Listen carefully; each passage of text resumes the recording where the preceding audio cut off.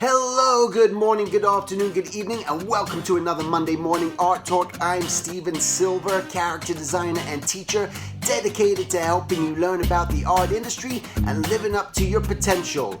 Whippy!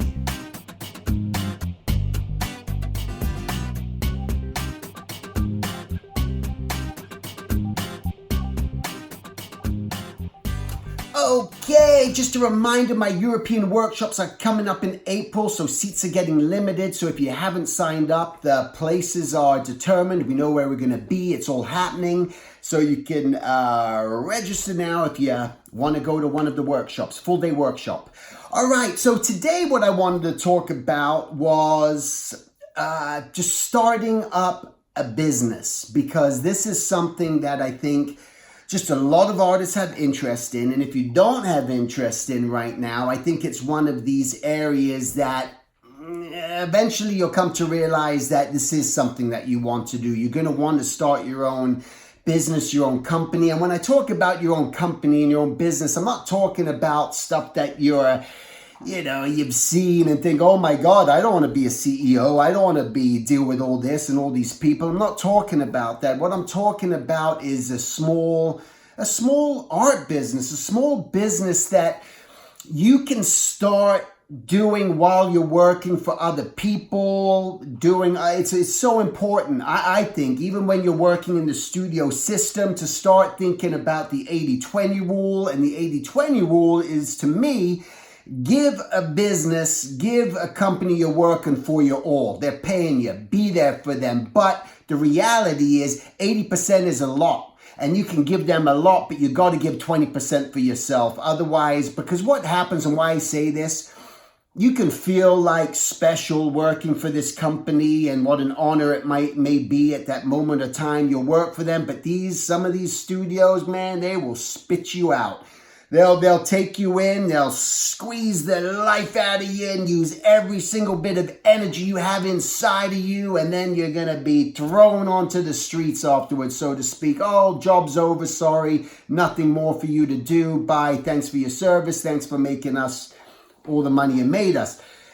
This is, again, I'm making it sound very dramatic here, but I also want to add that sense of reality as to why it's so important to start even thinking about having your own business. And when I'm talking about opening your own business, I'm talking about having your own company where you're willing to start an idea and even just start going to conventions. Just start showing up, whether that own business is I'm creating my own product, whatever that may be, and showing up, and you're creating your own school, you're creating your own, you name it, whatever it is that you want to build and do, it's starting your own business. Now, I will say that there's benefits. I'm talking in America. It's hard for me. I'm not living in the European system of the way things are run there, but people own businesses in Europe, so I know that it's viable too. You just got to figure out your laws and your system.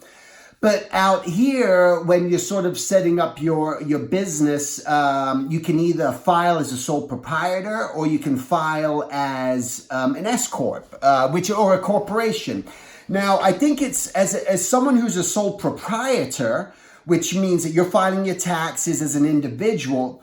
But if you're doing all these business things on the side, going to conventions, selling books, selling shirts, doing this, making profit, all this other stuff, and you're just a sole proprietor, this is when the IRS comes after you. Because you're just a red flag. It's almost like you shouldn't be doing that. It's like, and reality is you want more write-offs. You want to be able to write off everything that you're earning. This is the point of owning a business and helping your company out, is that you get more write-offs that are recognized legitimately by the United States government. And so what happens when you set up, say, an SCorp, it's not as big as setting up just a main corporation, a CCorp, what they call it, which, that's something when you're getting into the millions probably, and it's a lot bigger thing, an SCorp. But what they say is if you're making over $30,000, 20 to 30,000, well, really about 30,000 are the numbers that I heard. If you're making over $30,000 off to the side in your own business and your own everything else, then it's worthwhile getting an SCorp. Now, what you're going to be paying for is an extra $800 a year on top of what you're paying just to get your regular files taxes. So basically you're filing, I'm not going to get boring here, I'm going to stop in a second with this stuff. You're just going to, once you're done, you're going to file as an individual for your family, everything else, but you're going to file for your company on the side. But now you can write off everything. And you're protected more. So it's a better decision to sort of do. I think if that's the way you're going, so that's it. I'm not going to get into tax laws and all that. You'll talk to your accountant. You'll figure all that stuff out, okay? But what I want to talk about too is setting up your business is, are you willing to truly commit to a business? Are you willing to do something? I had an idea with my brother, and we were talking about this thing and just started to talk about it, and it had nothing to do with art. It was just something different on the side. Why do I do this? Because my mind just kind of just like crazy. I go crazy. I just like, hey, that's a good idea. Hey, or things that I'm missing. The inventions that I have all the time. Hey, no, that would be useful. Or that's, it's basically, I just saw a great movie and it reminded me, it was, my God, it was with the guy from Breaking Bad and Kevin Hart. It was just great movie about this guy who was he was crippled, and this guy came to sort of help him. They formed this bondship, but this guy was very eager to own his own business and be hungry. He was hungry in that sense, and the guy's line to him was, you know how to make money? You know how you need to make money? Find a void and fill it. And that's how you make money. And it's just like, no, that's true. Absolutely true, because that's how I think about what's missing out there and trying to find a void, and can you fill it? Now, the thing is that, yes, many things have been filled. But the thing is too, that you just got to make sure that, where was I going with this? That you're willing to really put in the time and commitment. And that's when you start to go, you know what? Am I really willing to start building this whole site and take all these orders and deal with manufacturers and get all this done and all that? Now, some people say, yeah, I'm desperate. Things really hurting right now and I want to try something. I'm sick and tired of where I am and I'm willing to do that. And then people go ahead and do that, and then they make all these things, and you go, how do people make all these things? Because people have these ideas, they dream it, they make them. So, but you got to ask yourself, are you willing to take your dream that far? Are you willing to pursue something that far? That's what you got to decide. You got to be so open. And I've used it before in another art talk, but it's like having a florist, being a florist. If you want to go that route, are you willing to work on Mother's Day and work on, Father's Day and Christmas and New Year's and all these things? Are you willing to work on the weekends? Are you willing to do this? What are you willing to do? How far are you willing to go? Have you thought this through? So this is why whatever business you're about to start, rule number 1 is write it all down. Put down everything in paper that you are knowledgeable at this point in time, because you're not going to know all the information. You're not going to have all the facts, but all you can do is say, this is a business I want to do. And it could be, I want to start my own t-shirt printing business, although I don't know that that's so viable in all honesty right now with all these sites that print everything for you, but it's something that's possible, to do. All right, maybe you're going to start making, I don't know, whatever it may be, do I need inventory? How many can I get made? All right. So you got to think about this. Am I making these things myself? And if I'm making these things myself, okay, how do I make them? How much does it cost for the materials to make it? From there, figure these things out. Where can I sell it? What are conventions that cater to what I do? Maybe I do some sort of crocheting, or I'm making some sort of puzzles. Or, I don't know, whatever it may be. And is that the right convention to show up for? And so these are things that you got to start just writing down. That's the thing. And you start logistically think about the cost, think about, can you afford it? Can you invest in this money? And also, this is where the risk comes in, which I talked about last week, where you go this is going to be about $1,000 investment on my part. Am I willing to do that? Am I willing to take the risk? And the risk is that I can lose that $1,000. Yes. And go, bye-bye, bye $1,000. See you later. Okay. Listen, you've blown a lot more money on video games and hamburgers and everything else in your time. So maybe you got to start thinking about where are ways that I can save money and not spend money on that, and start pulling back a bit and say that I need this money to invest in myself. And this is what I did when I started doing caricatures when I was 18 years old and 19 years old, setting up at shopping malls. I found out how much is it going to cost for the material for me to build my booth. I went to Home Depot. I figured out it's going to cost about this much to make it. I knew that. I went to the shopping mall and found out how much it was going to cost to rent a kiosk at the shopping mall. So I knew that. And I had to put these into play. And I took some of my money that I'd earned from my jobs that I saved, and I put it into building my first concession stand, which I actually had photographs of and pictures, which I'm going to be showing in my exhibition in Fullerton in March. And just built that and started that whole business. And through the profits that I made from that year, I saved that money. And then I ended up putting it in to my building a bigger, better booth for the next year, right? So you start investing in yourself. Now, one thing that I would recommend to do is, again, depending where you live in the United States, what you want to do is set up a DBA account. And that's a doing business as. And you set up this DBA account, go to your local bank, you set up this separate account at whatever your company name is, and let that be your company account. Because this is eventually, if you're going to get a corporation later on, you don't set up a corporation straight away.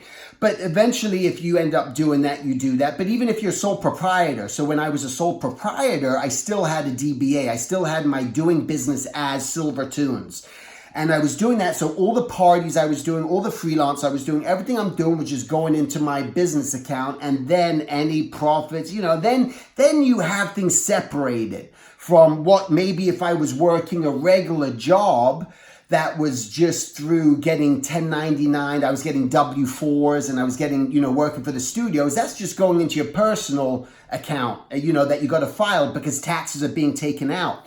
When you set up a corporation, and you submit your bill, if I'm charging someone $1,000, it's just $1,000. That's what's coming. There's no taxes or anything like that. I'm getting the full $1,000. So when I bill a company, even a studio, as if I bill them, let's say $1,000, under Silver Tunes, they have to send me $1,000. They don't take taxes out of that. But here's the catch. You are responsible for your taxes and you're going to have to pay quarterly, So that's going to be very important. Again, this might sound like all grown-up stuff to you right now. And you're going to like, forget that. I'm not doing any of that. Really, it's not that difficult. I assure you, if you have an accountant, it's not that difficult at all. And I advise you to get an accountant, really. Again, is this what you want to do in your life?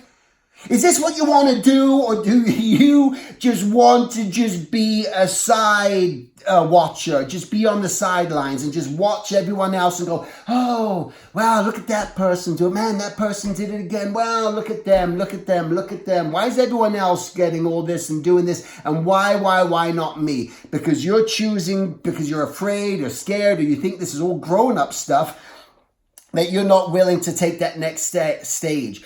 But this is something that you do. So you're going to have to pay the taxes. See, this is how it works. You earn the money. You don't pay taxes. You got to pay quarterly. Then you get all your write-offs for all your supplies and everything that you've had to do, and your reference and your business meetings and your business dinners and all these things that you've done because you've been discussing the industry. Think about it. Every time you go to a lunch with your pals at lunch, that's danger zone to be writing that off as as a sole proprietor. But as a corporation, you go to lunch and I'm discussing the industry. That's a business lunch. You're discussing business through there. Of course, you're going to talk about fun stuff too. But those are the things that you write off. So at the end of the year, with all your write-offs, you're not paying as much in taxes. And then even though you paid quarterly, you're going to get a bunch of money back from the government. So it's sort of like this win-win situation, and why you want to think about, doing this sort of stuff. Again,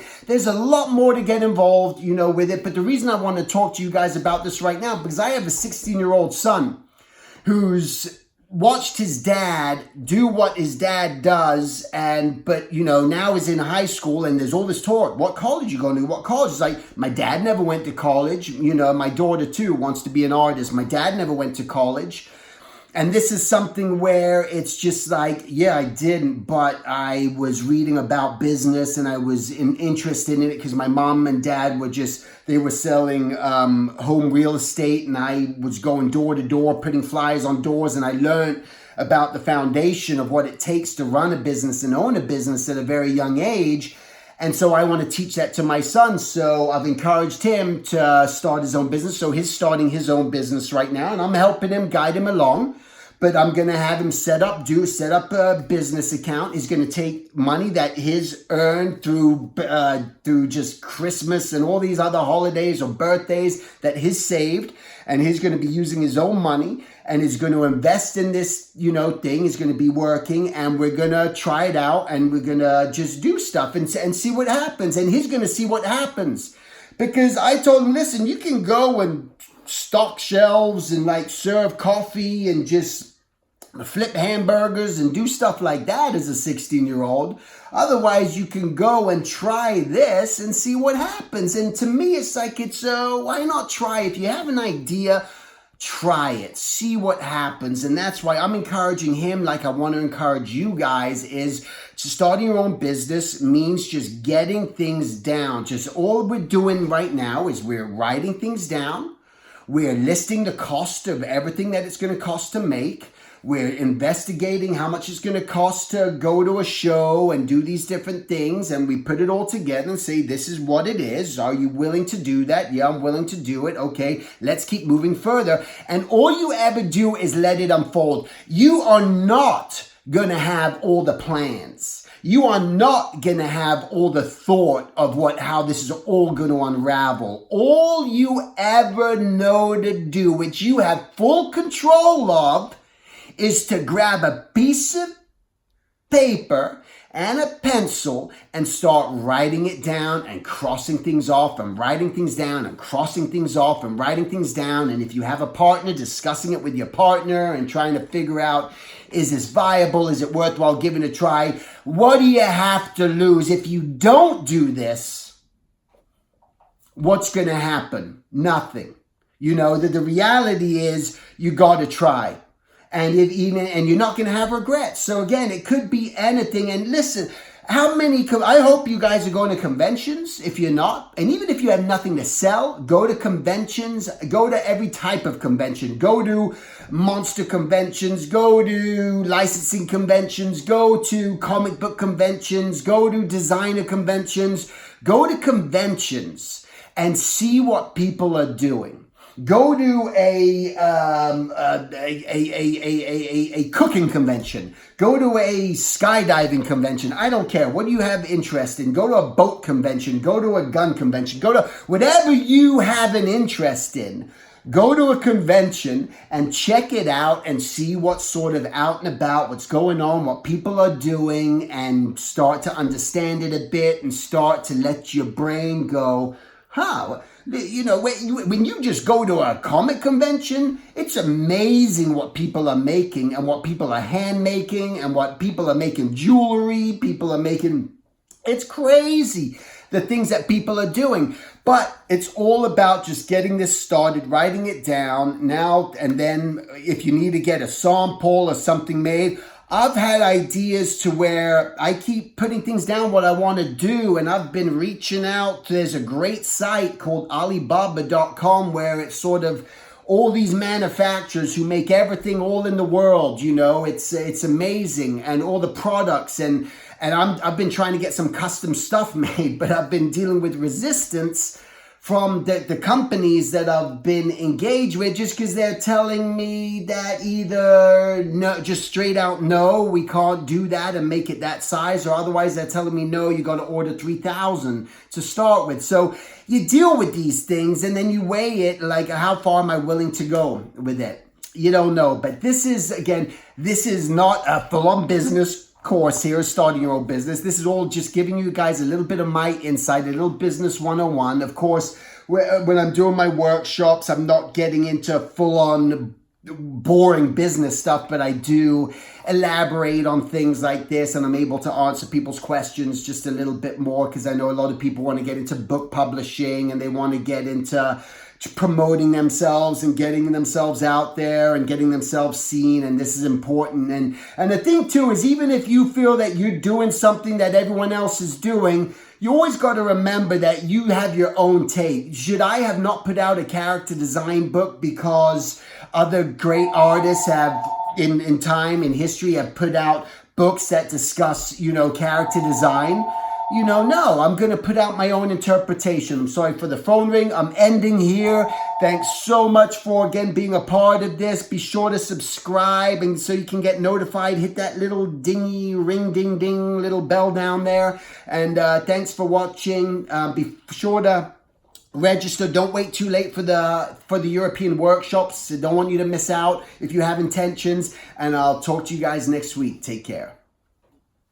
To subscribe to my mailing list and stay updated on future workshops and events, please go to my contact at silvertunes.com and simply hit join mailing list. Until the next time, make it a great week, and thank you for listening.